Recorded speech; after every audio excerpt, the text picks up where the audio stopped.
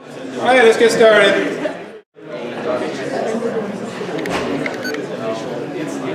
Okay, so had a first snow day in a long time yesterday, as you know.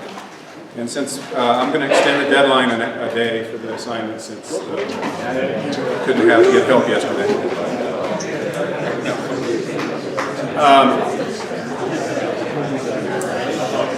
So PS4 will be due tomorrow or Saturday to take a late day. Yeah. With extending the day that this assignment is due, are you still going to release the assignment at the same time? Yeah, I'll release PS5 tomorrow. Great. And yep.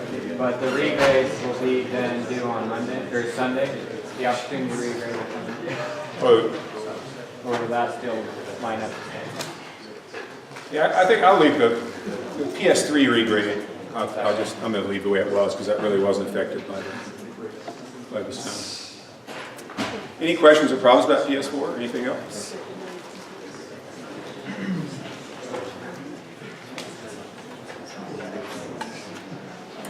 Okay, well, as you recall, last time I was kind of foundering trying to demonstrate code analysis. So let me finish up on that. So if I come up here to analyze and I say run code analysis, it offers to run on a solution, and I have just some classes that I used earlier in the semester. So I run this, and it does its complete, and it finds no problems. Oh, there, it finally found some problems.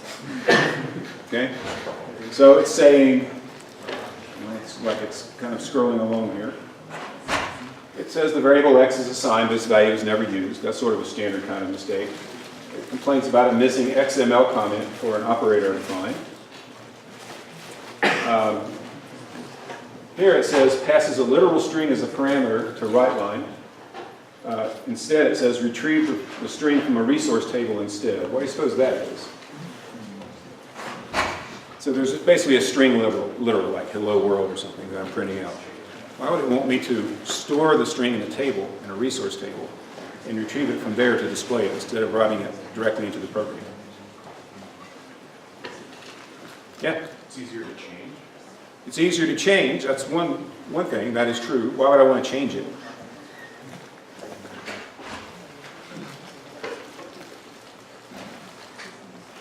Yeah? I think if you had like a very big program and you had multiple instances to it, then you could just change it in that one spot and it would change it everywhere. Okay.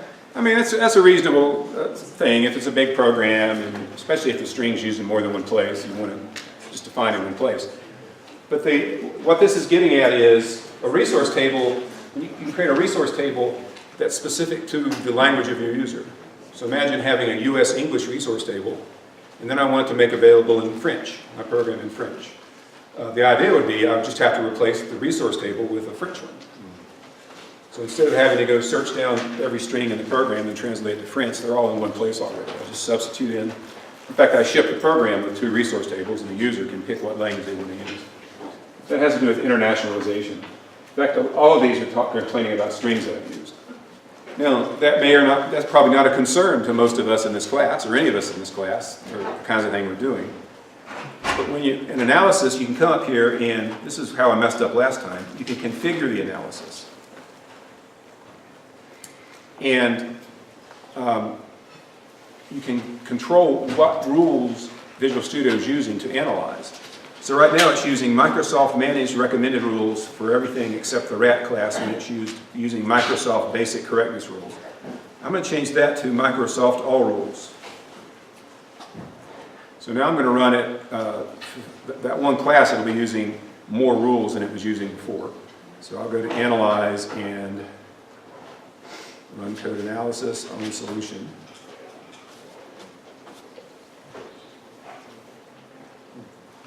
It better give me some more warnings. Okay. So now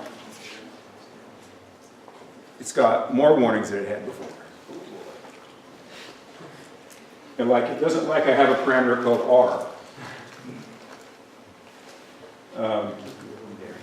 Change parameter O to OBJ in order to match the identifier as has been declared. Anyway, it gets pickier and pickier.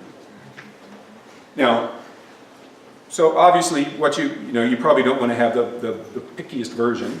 Some of these rules just don't make sense, but you can if you're interested, look through and see what different sets of rules there are. A few years ago, I had a student in the class that would always analyze his code using the Microsoft All Rules setting, and he wouldn't submit it until he didn't get any warnings. And I would get mail from him because there would be he was working from my code. And there were some aspects of my design that wouldn't pass his, it kept generating warnings. It really annoyed him. He insisted that I change my code so you can get those last two warnings out. But I don't think I ever did.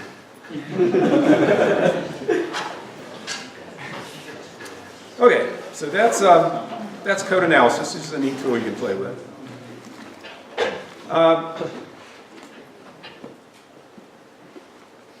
Won't take long to talk about this. I can get to the beginning.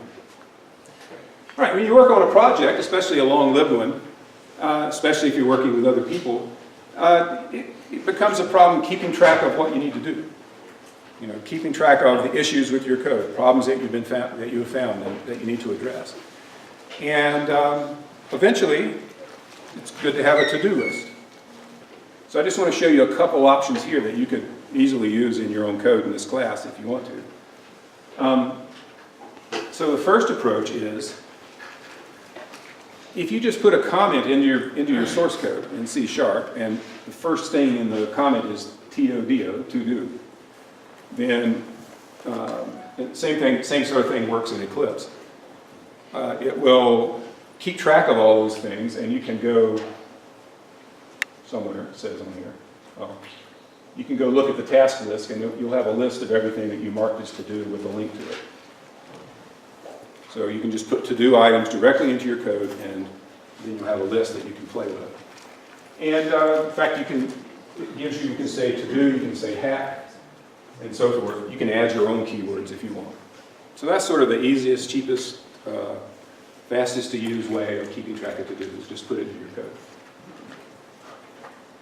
If you want to go up a level, GitHub associates an issue tracker with each repository.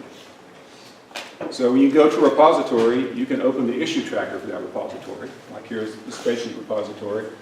And I guess I created an issue at some point. And from GitHub, you can create new issues. You can add new issues. Then if you're sharing the repo with other people, they can all see the issues. So you can collaborate on those issues. And it provides you a way to create issues, group them, label them, way to, if you're working in a team, to assign them to individuals on the team to work on. You can have cross-references between issues. You can arrange for email notifications related to issues. And if you put the right text in your commit message when you create a commit, like if you create a commit because you've solved issue 25, there's a sequence of characters you can put into your commit message that says I resolved 25, and then it gets marked as resolved on GitHub. And then you have a history of why you made a change, what issue it was done for. A number of you, I know, you have the option in Visual Studio of installing the GitHub plugin, which just gives you more options in the Team Explorer window than you normally have. It gives you a way of directly, without having to log in from a browser window into GitHub, you can manipulate stuff on GitHub. And that would provide you a way to create issues on GitHub from Visual Studio. So that might be something that would be interesting now or later, especially when you start working with a partner. So I just wanted to mention that. It becomes a huge issue in the workplace, in industry, where you've got a manager working with a number of programmers, and the job is just to deal with issues. And so the manager is keeping track of the issues and assigning it to employees and trying to figure out when things have been done and who did it.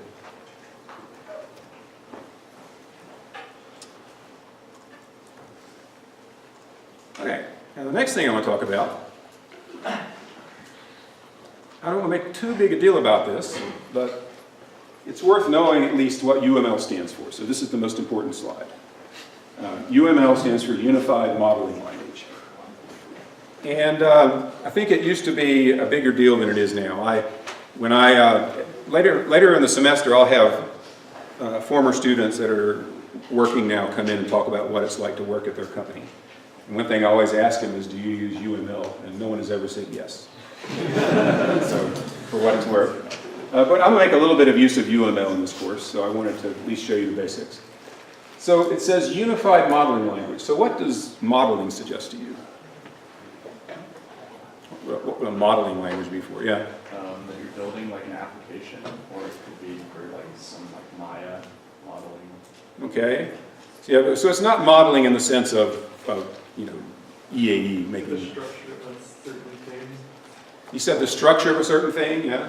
It's modeling, meaning that often a model is like a representation of something, so you're trying to represent your program in some way.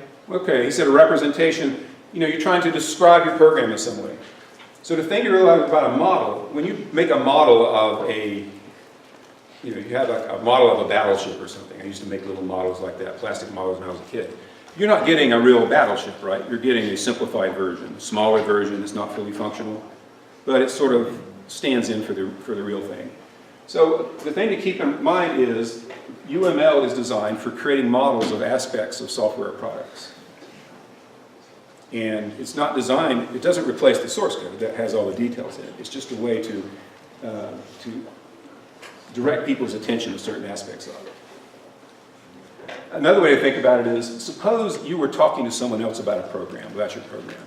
What kind of pictures would you draw? Suppose you had a complicated program and you're trying to describe to them, what classes the program contains and how all the pieces fit together, or maybe describe the user interface and what sequence of actions a user goes through to use the program. Imagine, and you're standing at a whiteboard, what would you draw on the board to describe the structure of a computer program? Did you start writing source code? Yeah, like squares and arrows. Just say, here's a class, and it uses this class, and this class has these methods. And you wouldn't give all the details about it. You just you need some way to communicate what you're talking about. That's where UML came from. It was the attempt to standardize, sort of get a standard visual language for describing things. And at some point there was this idea that maybe the way software development could work is you'd first create a UML model and use that to create some of the code. But nowadays, if it's used at all, it's used more to describe existing systems, to abstract them away and make them easier to talk about. So it's a visual language. It's not intended, it's programming language independent, so it's not like there's a version of UML for C# or a version for Java. There's just one version of UML. It provides you lots of ways, lots of different diagrams to draw, although we'll really only draw one kind. And like I said, it deals with models, abstractions. So there are a number of types of diagrams. So structured diagrams show you the static structure of your system. So a structured diagram for a computer program wouldn't talk about what happens as the program runs. It would talk about what classes are there and how they interrelate. And then there are behavior diagrams that talk about how a system unfolds over time. So that you might use something like that to describe a user interface. So I'm just going to, there's one kind of diagram I want to look on in detail. These are just diagrams I took from umldiagrams.org, just so you can see what they look like. So this is a class diagram that models a domain. So imagine that you're trying to write a program to automate a library. So you have to have some way of talking about the actual physical library. And libraries have catalogs and books and authors and accounts and librarians and patrons and so forth. So the idea is you would, suppose you're talking to someone, you're trying to build some sort of mental model about what a library is and how all the pieces interrelate. So there's your diagram. So if you both understand UML, then you can both understand this diagram. And it is a language in that every different kind of line and arrow means something different, and every kind of box means something different. And arrowheads like that and like that. means something different. So there's stuff to know, and I really don't want to spend a lot of time talking about it. I just want to give you the flavor of UML at this point. So that's one kind of class diagram that would model a domain. Here's one that would model an implementation. So this kind of diagram is describing the classes that make up a program.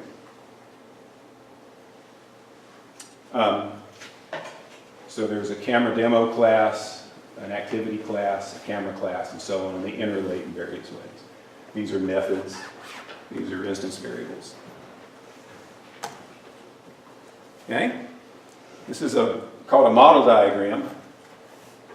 What are we modeling here? It looks like a very generic kind of model diagram.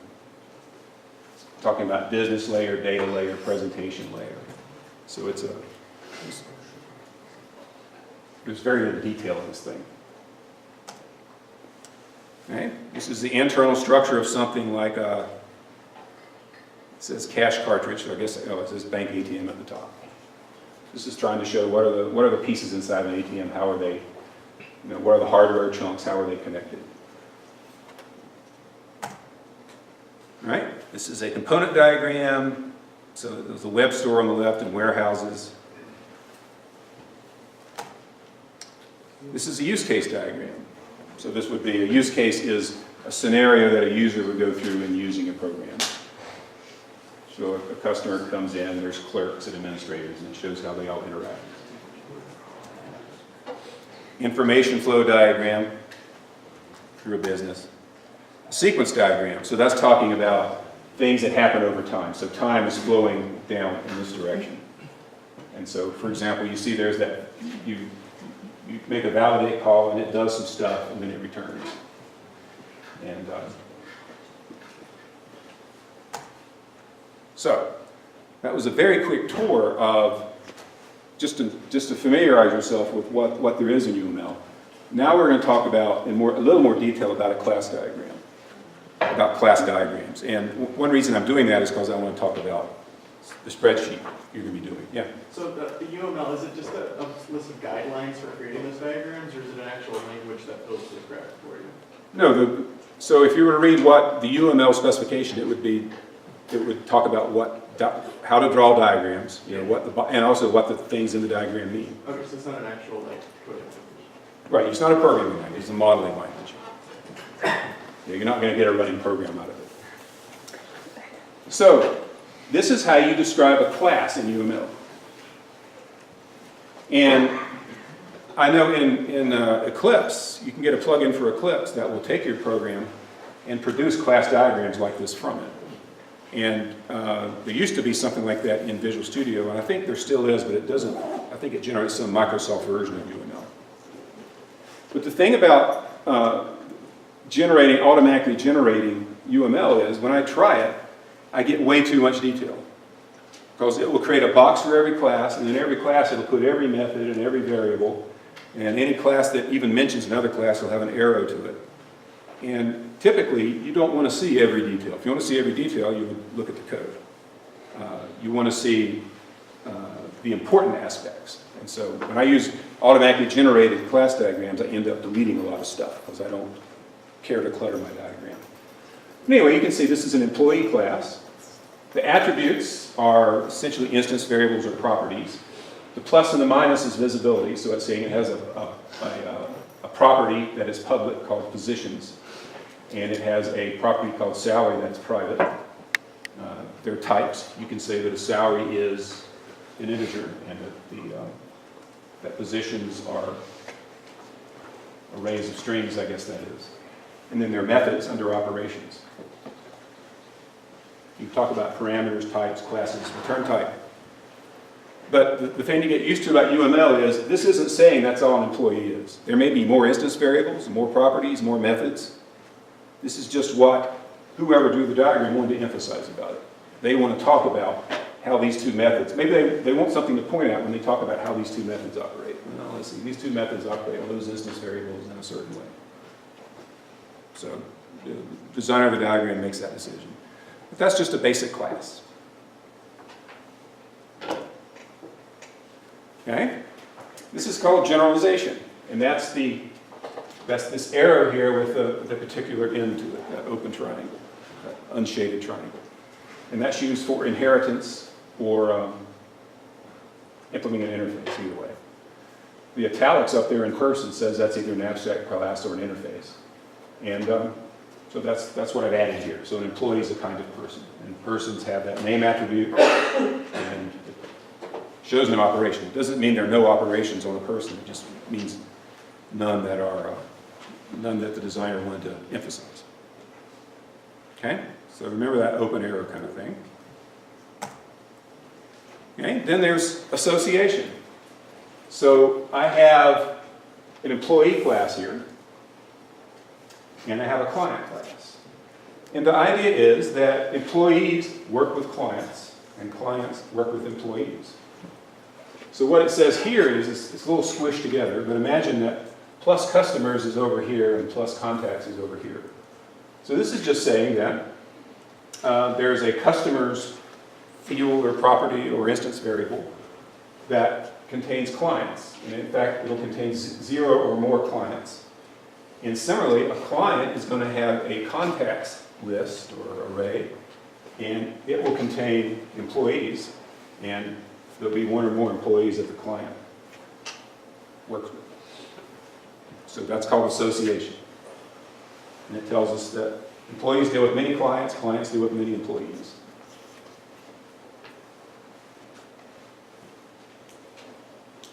And both clients and employees are persons. Okay? This is called aggregation, and it has this little thing added to it.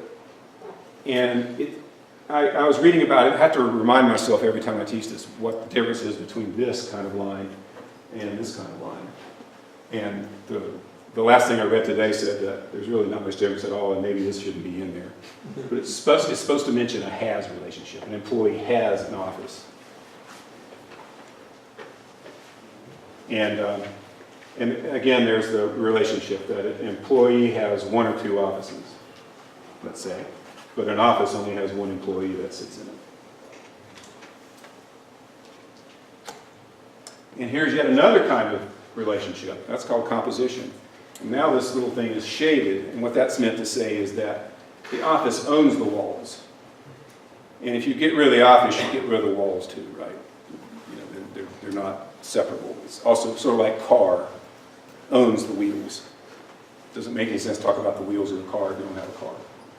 So this says an office has 4 walls and a wall has 1 office.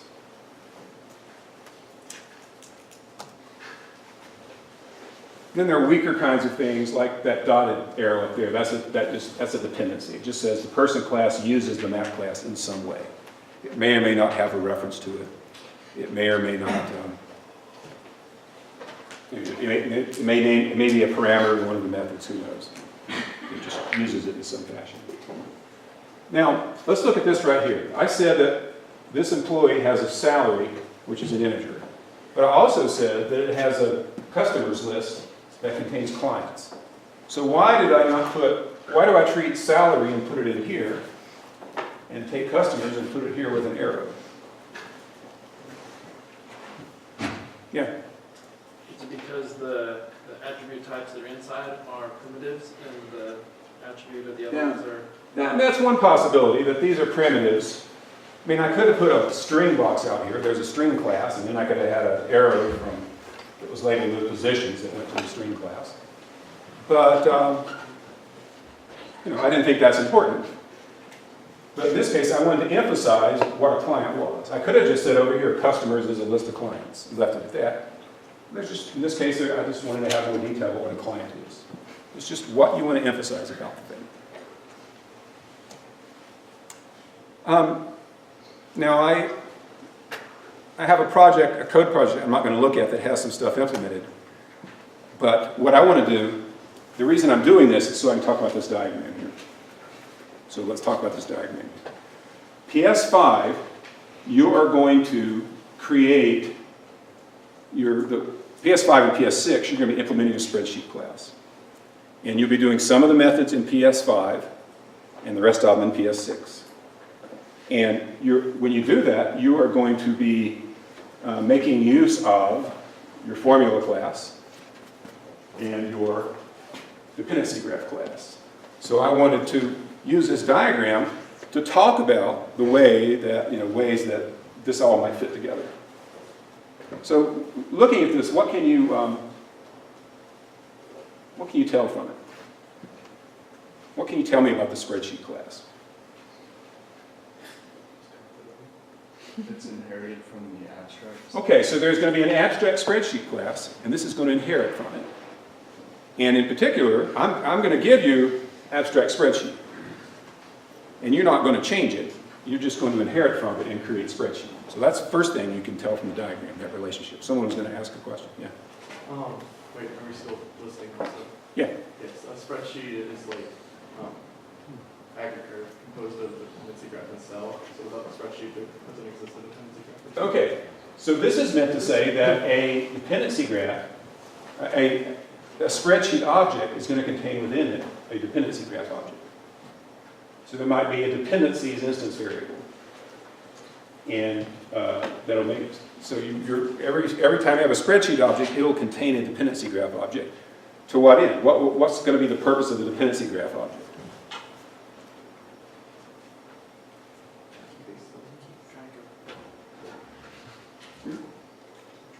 Containing cell names. Basically, the relationship between cells. Now, you don't see that in the diagram.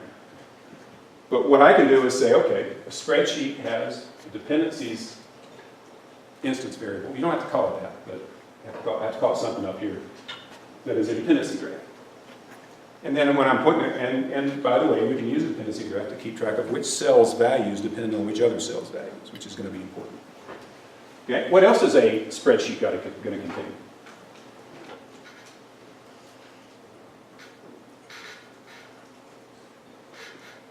Spreadsheets own cells, whereas you can't have a spreadsheet without cells. Okay, so you can see that the spreadsheet sort of owns a bunch of cells. Similarly, the spreadsheet owns a bunch of dependencies. The dependency graph, a dependency graph object wouldn't make much sense absent a spreadsheet.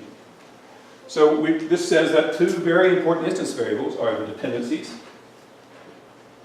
and the formulas. Now, this says up here, this one right here says that there's exactly one dependency graph. This star here, what does that mean? There can be one or more A cells. spreadsheet contains 0 or more cells. Now, is that a list of cells, a hash table of cells, an array of cells? The UML doesn't say, right? It's not specifying exactly how to do it. In fact, think about it. Your spreadsheet object has to keep track of a bunch of cells and their values and the stuff that's inside them. So, what would be a logical way to keep track of the cells? Yeah. 2D array. Okay, he said a 2D array. So you can imagine, that's exactly what it looks like when you look at a spreadsheet user interface. But there might be a better way. Yeah? A hash table with coordinates? Okay, so like a hash table, a dictionary. Because you're going to have to keep track of, cells will have names, like D2, B3, and they'll have values, like a formula. In fact, I'll tell you, a cell can contain either a formula, which you know what they are, or a string, just text, or a number. So you need to keep track of that. You could have a hash table that maps the name of the cell to its contents. Or you could go with a 2D array, and that would require, when you have a cell name, you'd have to break it up into the letter part and the number part and turn those into indexes and do the indexing. Can you think of the disadvantage of using an array to represent the spreadsheet as opposed to a hash table? Lots of memory. Yeah, the array could waste a lot of memory because, first of all, the spreadsheet has no maximum possible size. There's no limit on how many rows and columns you can have. And so if you're using a fixed array, you got a problem already. You got to make it some size, and then you might have to make it bigger later. Most of those cells are going to be empty. So a dictionary might be a better idea because you just map cell names to values and you look them up that way. Well, what does this say here? So there's a cell And I've got this note up there. It says contents can also be strings or doubles. So what this is saying is that a cell has a contents instance variable, which may be a formula.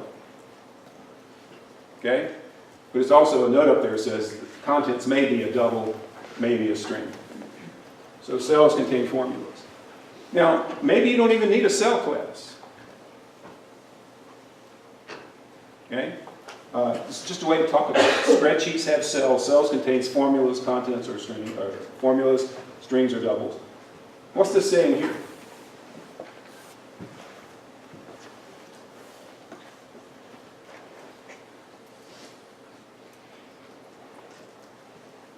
What the formulas contain?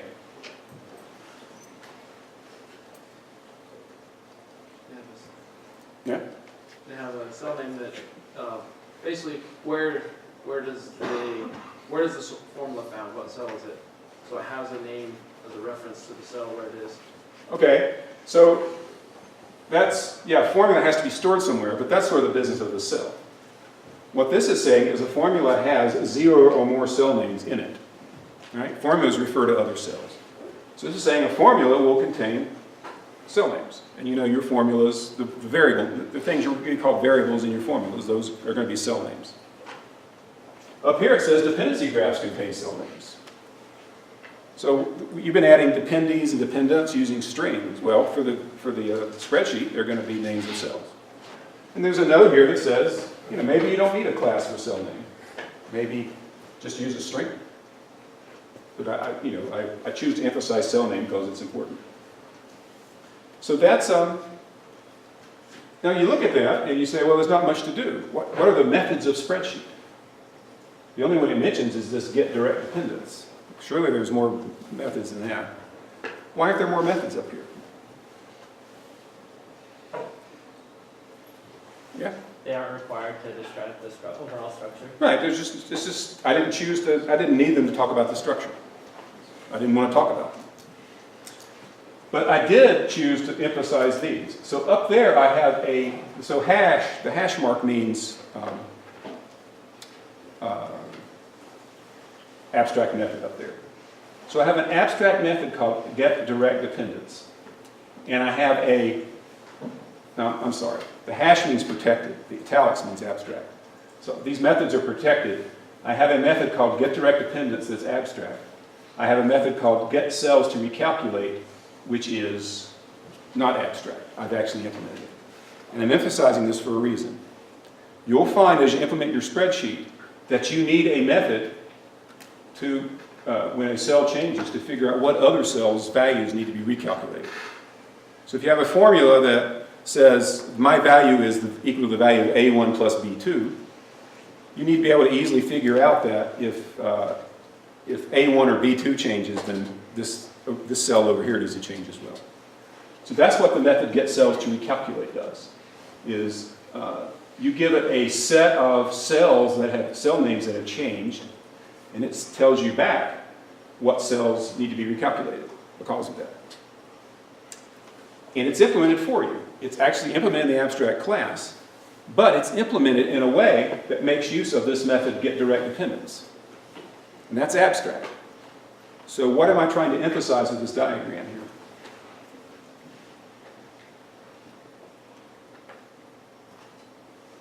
What is the message for you as you're working in the spreadsheet class?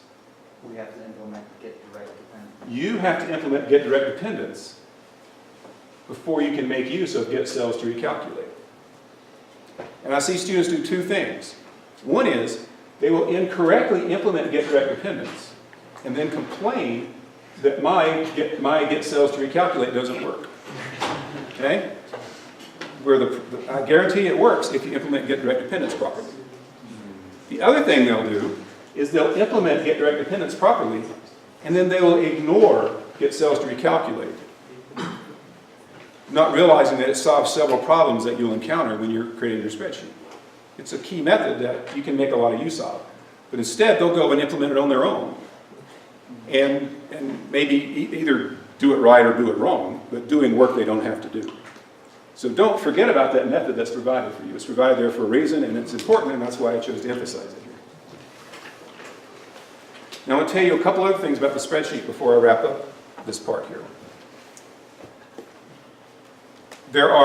When you're talking about the cells in a spreadsheet, there are really two things that are important. One is the contents of the cell. The other is the value of the cell. So what is the difference? What's the difference between the contents and the value? What do you think? Yeah. Well, like when you're using Excel, what you see when you just look at the spreadsheet is all the values. Exactly. So stop there. Use a spreadsheet like Excel. If you just look at the screen, each cell is going to have a number or a string in it. Those are the values. What's displayed to the user. Those are the values. Every cell has a value. The value may be the empty string, but it has a value.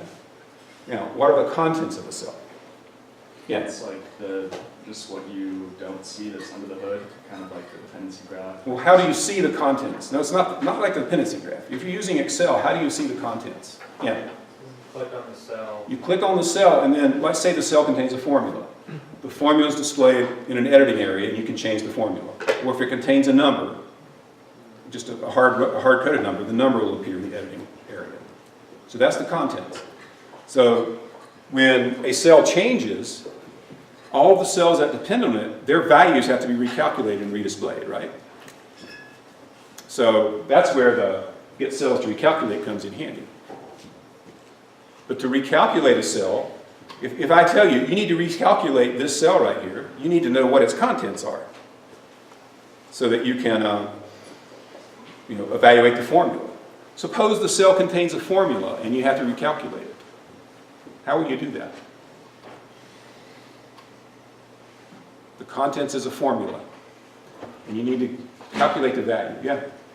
Well, you'd have to look at your dependency and see what other cells depend on it, vice versa, and then tell them all to, you have to go to whatever the change is made. Right, but let's suppose we've solved the problem of figuring out which cells need to be recalculated. And we know that we need to calculate B3, and B3 contains a formula. You just have to evaluate it. Well, so how do you evaluate the formula? Use the evaluate method in the formula class that you have. What delegate do you pass? Remember, you have to pass a lookup delegate. What should that delegate that you pass do? Think about it. The variables in your formula will be cell names. What's that? All of the dependencies that you just tracked, like making sure that they're all evaluated. No, you don't have to. The formula doesn't need to know anything about dependencies. But let's say the formula is A1 plus B2. That delegate that gets passed in, the formula class is going to look up the value of A1 with that delegate. And it's going to look up the value of B2. But how will the delegate work? Yeah. You have like a dictionary hash map that maps cell names to their values, so that way when it looks up it can just get the value right. Okay, so that's essentially it. You're going to have to create a delegate to pass.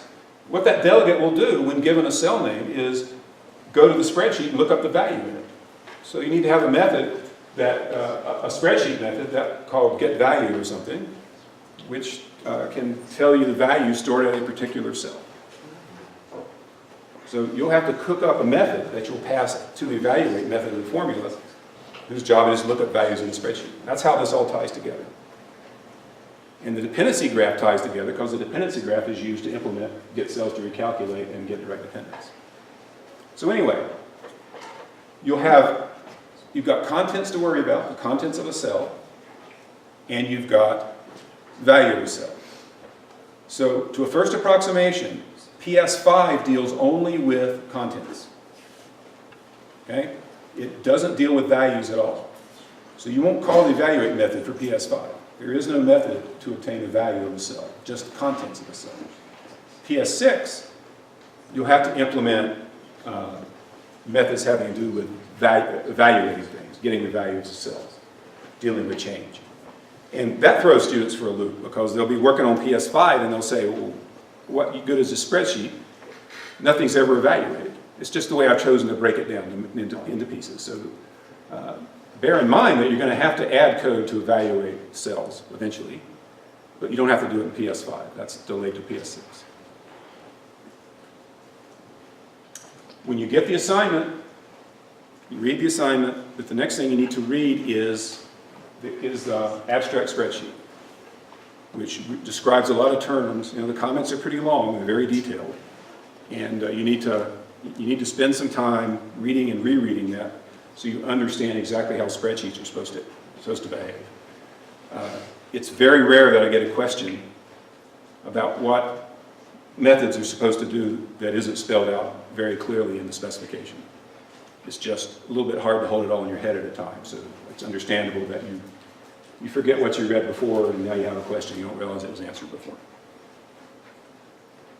Okay, so that'll come out tomorrow and PS5 will, and then next week PS6 will come out.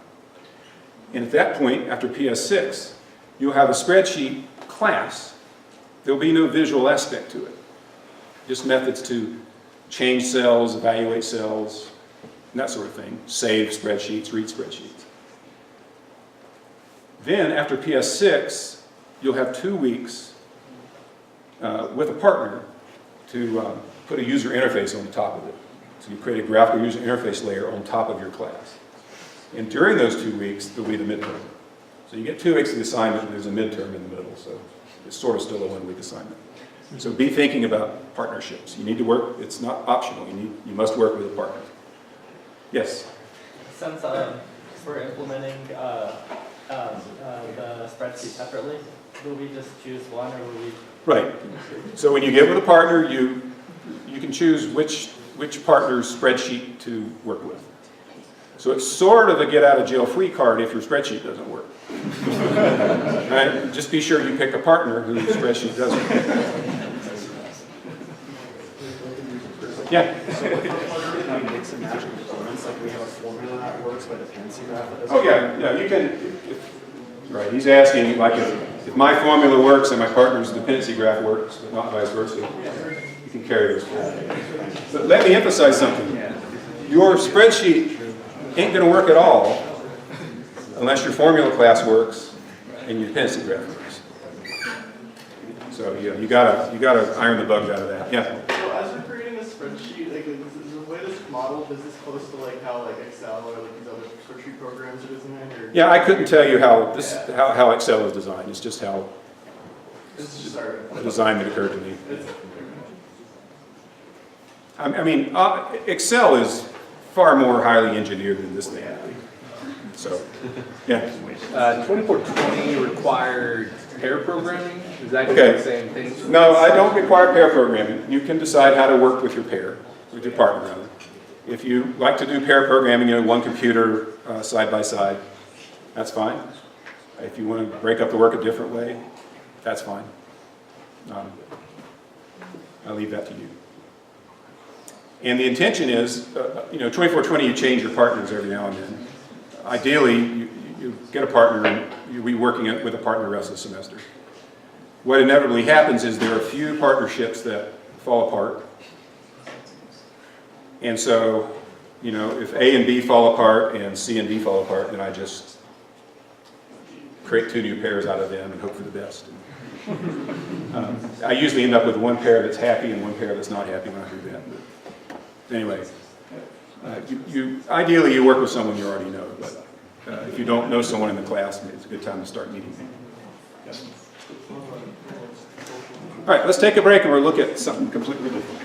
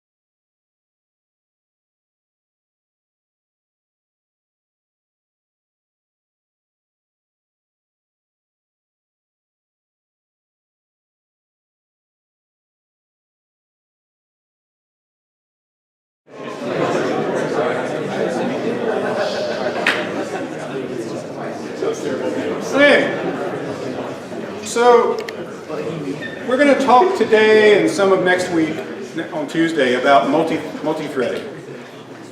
And this is a topic we'll revisit later in the semester, so this won't be everything I have to say about it. Because we've also got to spend some time talking about graphical user interfaces, among other things, so you can do this project.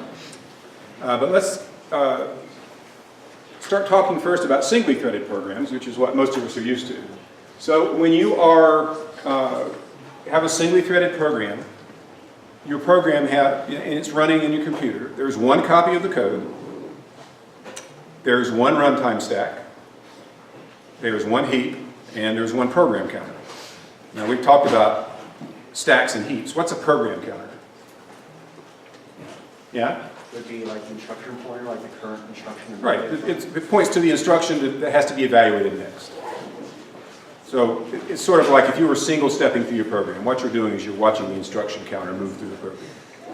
It's not quite like that because the instruction counter refers to machine code instructions, not C# instructions, but close enough. Now, as you also know, your computers nowadays have multiple cores. So essentially, each core is a processor. And there's a number of cores, and then there is a bunch of memory. And typically, the cores all share the same memory. It's not like each core has private memory. Memory is shared between cores. So if you take a singly threaded program and ask the operating system to run it, it may not run for a while. It may sit there until the operating system has a core that it can spare up to use to run your program. And so at that point, your program starts running. And it may be that before it finishes, the operating system needs the core for another reason, so it suspends the thread, it suspends the program, and then lets it run later when the core is free. And you'll see that has to be the case because you might have a computer with 6 or 8 cores, but if you list all the processes running on your computer at the same time, how many are there? If you look at a list of processes. There are dozens and dozens of them. There could be 50 or 100. And all those are trying to run at the same time. And for many decades, the solution has been, even when computers only had one core, it's time slicing. You just let a process run for a little bit of time, then you stop it, let another process use the processor, and so forth. You just cycle through in a round-robin fashion. And that's how every process looks like it's running continuously, but in fact it's running in fits and starts. What's it take to, when you stop a program from running, what do you have to do to keep track of where you were? What do you have to save?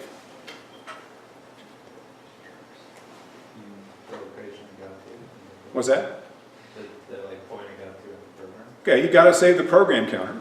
You've got to remember where you were so you can pick up. You've got to, yeah? You have to also restore all of the registers. Okay, so there's sort of machine level stuff. You've got the machine state has to be saved. But at the program level, you need the stack and the heap and the program counter and the code, right? Well, the program has its own, the process it's running. The program is running in a process. It has its own, its own memory that it's using. So, the stack just stays in memory. The heap stays in memory. You save the program counter. So it's really not, so there's stuff that has to be saved, but it's not a huge deal. All right, now, if you have a multi-threaded program, then you have still one copy of the code. You don't have to have, if you've got 3 threads running at the same time on the same code, you don't need 3 copies of the code because the code's read-only. It can be shared. It's like 3 cooks using the same cookbook. Okay, but you need a stack for each thread. Each stack has a thread. And then there's one heap that's shared by all the threads in all the stacks. And then you need end program counters because when you got multi-threading, the program, if you have 2 threads, you're in 2 places at any given time.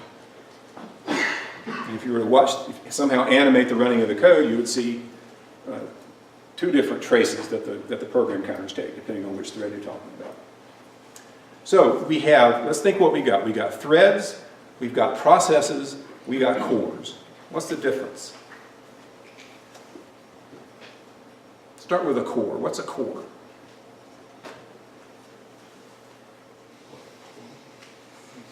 Yeah? Is that the physical drive on your computer? I wouldn't call it a drive, but it's a processing, it's a piece of hardware. Okay, so it's what I used to call the CPU. Nowadays there are multiples of them. Right? So it's something that can run a program. That's a core. What's a process? Stack of calculation. Say what? It's like a stack of calculation. No, not exactly. Yeah? Could be a specific instance of a program? Yeah, that's closer. So when you run a program, when you ask the operating system to run a program, it creates a process. And the process gets some memory to use, and then the operating system makes sure the process gets some cores to use periodically so it can make progress. So a process is an operating system thing. What's a thread? What's the difference between a thread and a process? So you can have multiple processes running on the computer at the same time. Yeah? A thread is kind of just directing the process as it goes. Well, the process is made up by threads, yes. So a process is a running program. And a process is an operating system abstraction. What's a thread? Yeah. Does it connect like directly to the core saying you use this right now? Yeah, again, not exactly. Okay. So a thread is a programming language thing. So process is an operating system abstraction. You run a program on an operating system, that's called a process. When you list the processes running on your computer, those are just programs that have been run for various reasons, that are currently running. And the operating system's job is to give resources to the process so it can make progress. Memory, cores to use. Every process has a separate memory. So typically, this process doesn't access memory of this process, or vice versa. A thread is a programming language abstraction, and a single process can have multiple threads running inside it. Those threads do share memory. The operating system doesn't manage the threads. The operating system, it's the programming language runtime system that figures out, that keeps track of the threads and figures out which threads run on which cores, and has to ask the operating system to allocate some cores for it to use. So threads are, a C# thing or a Java thing, whereas processes are an operating system thing. Why use threads?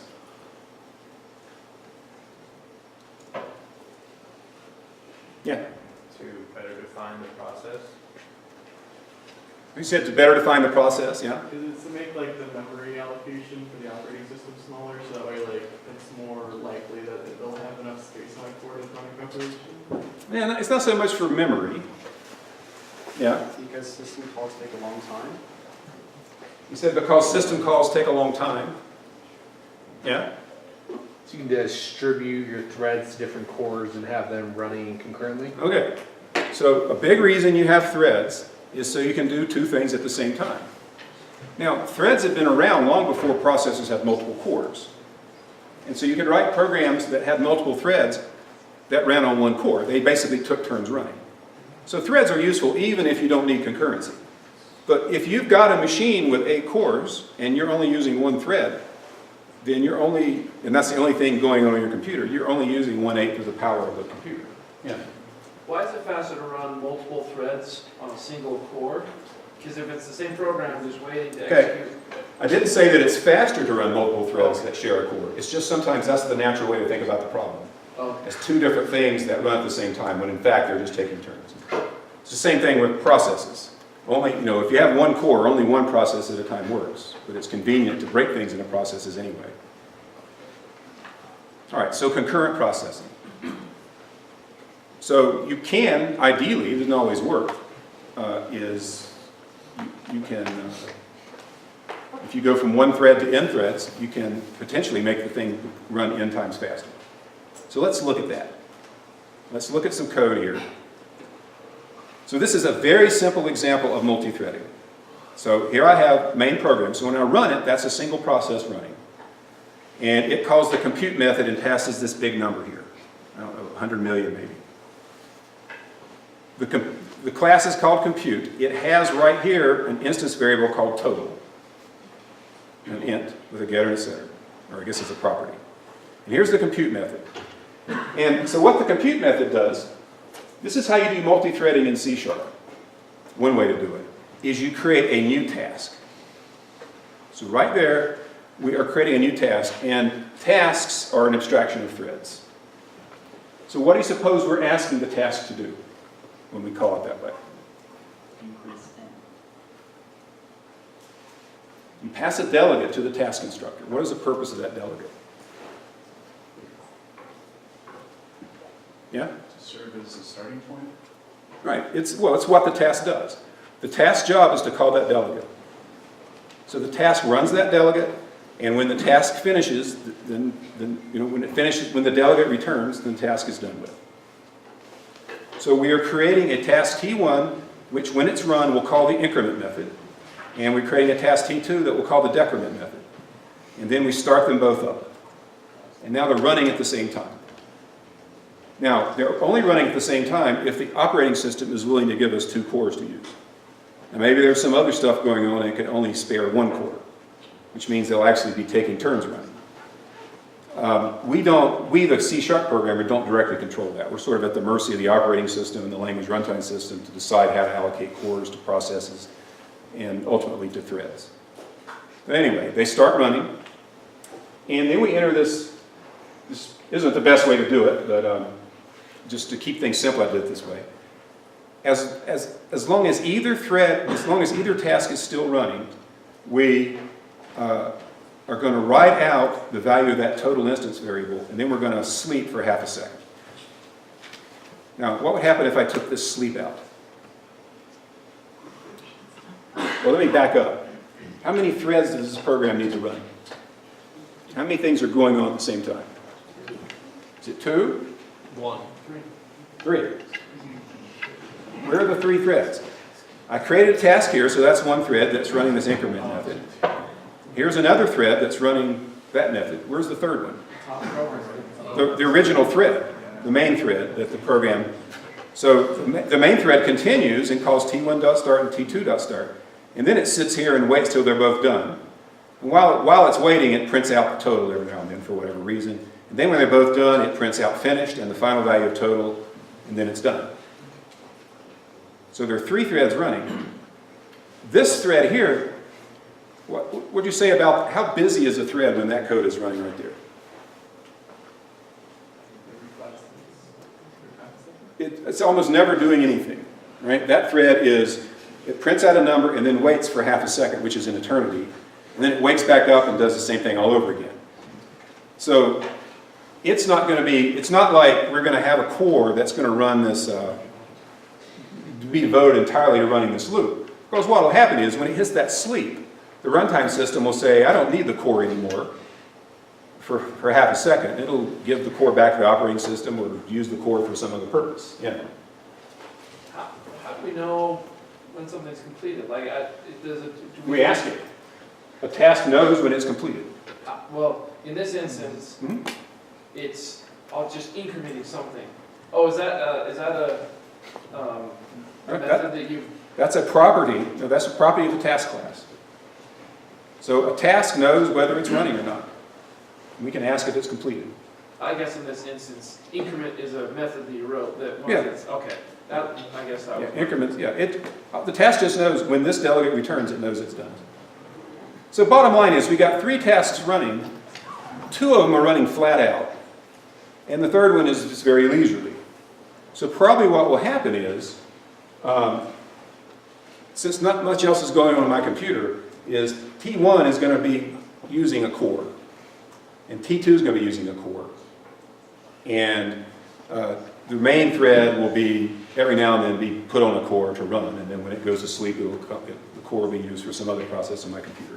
That's all negotiated behind the scenes. So let's run the program and see what happens. So we start it here. So it's printing out periodically some numbers, and you see it finished. And what do you see over here? Yeah.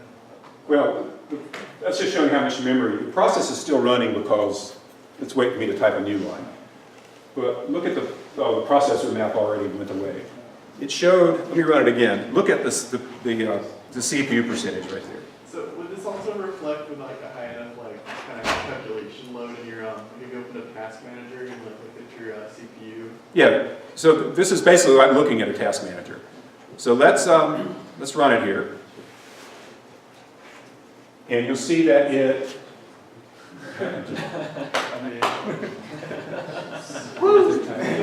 finished before it came up.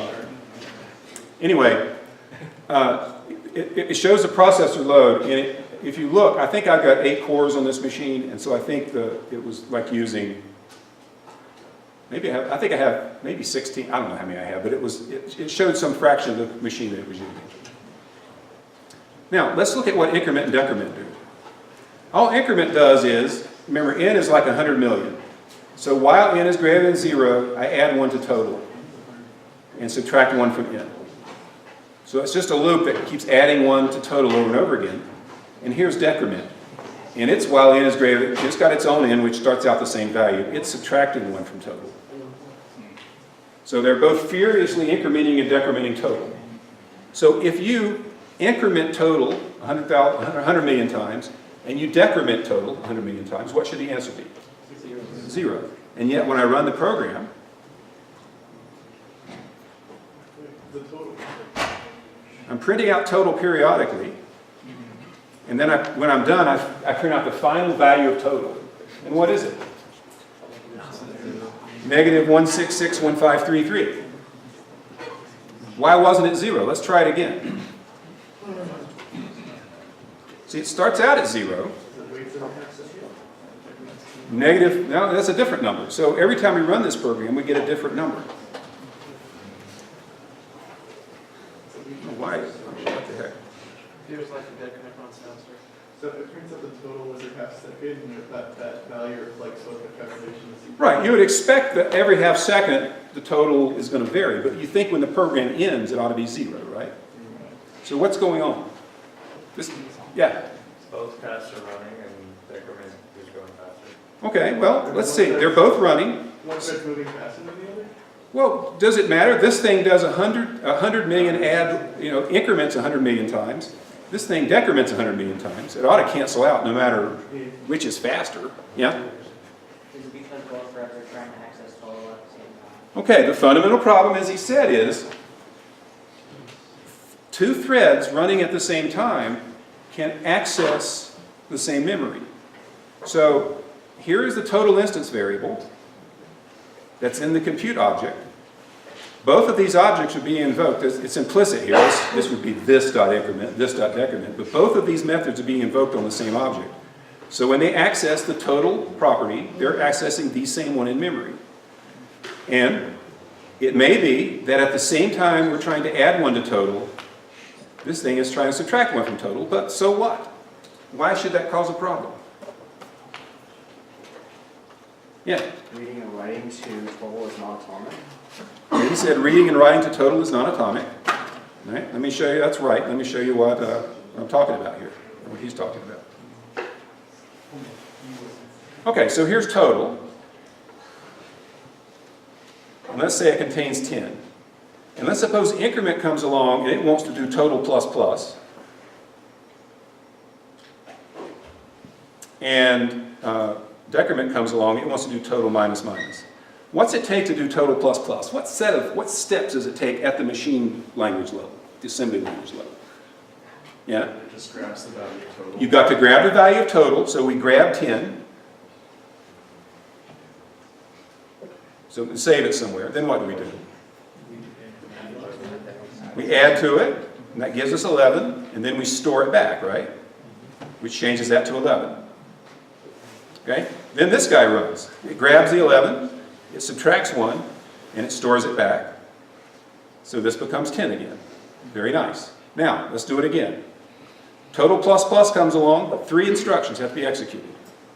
So let's suppose it executes the grab 10, so it gets the 10. And then, before it has a chance to do anything with 10, this thread over here comes along and grabs the 10 too. It hasn't changed yet. So they're running right at the same time, so they both grab the 10. Then this guy, what's he do? He adds 11, and stores it. This thread over here subtracts to get 9 and stores that. Rats, right? So that's why, we don't get 0 at the end. And the problem, as he said, is total plus plus is not an atomic operation. A single machine instruction is an atomic operation. Single machine operations don't interfere with each other, even if they're being executed on separate threads. It's sequences of single machine operations that interfere with each other.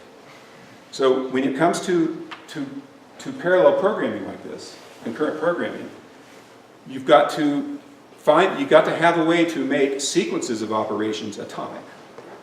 So let's go see how to do that. So back to the code. You'll notice I have this commented out. So I will uncomment. What the heck?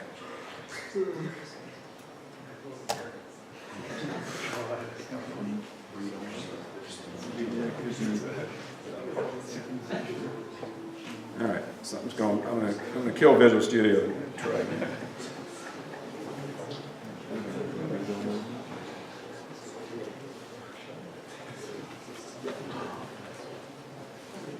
That's not.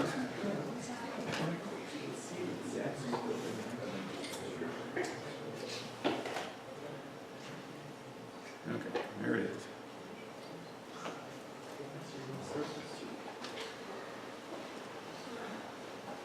Recent projects and solutions, tasks.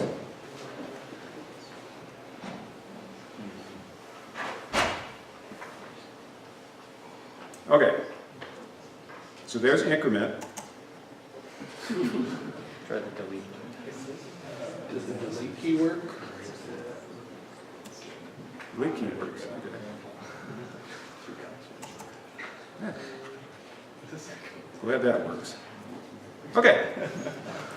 So let me explain what I've done here.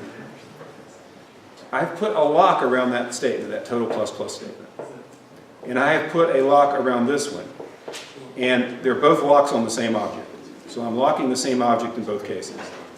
Now, when you put a lock around a sequence of statements like that, we call that a critical section. And the following guarantee is made.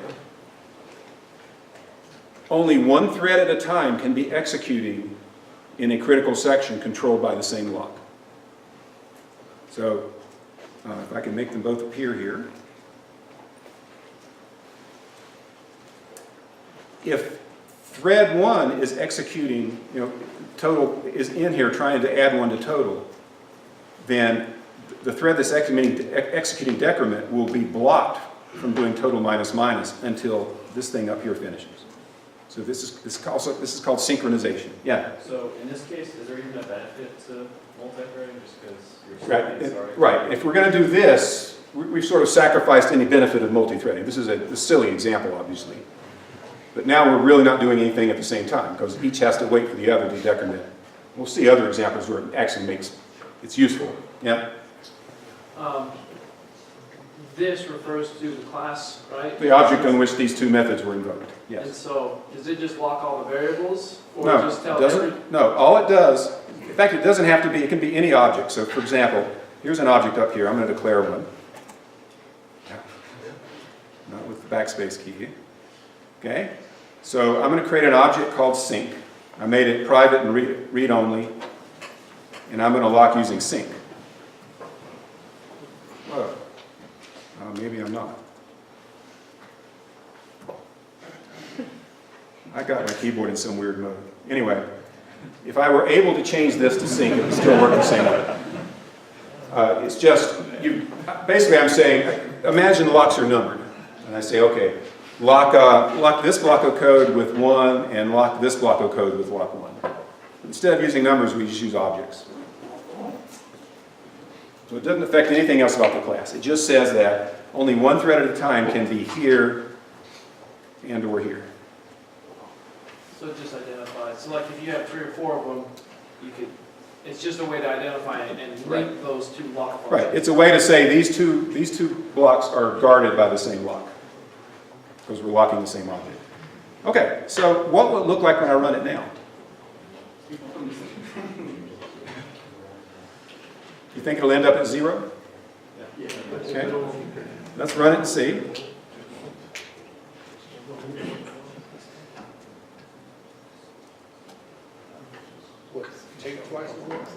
Okay, so now it's using 2 cores, you can see from the... Okay, and then you see it dropped right off when it finished. But what else did you notice? It took longer. So it takes a lot longer because there's overhead to locking. Right? It's an inefficient thing. So ideally you want to use locking as little as possible, but you got to use it as much as necessary, right? So there's a trade-off. Now what about this? Why not just lock the entire loop? Instead of, it's expensive to acquire the lock and then release it over and over again. What if we just lock the entire loop?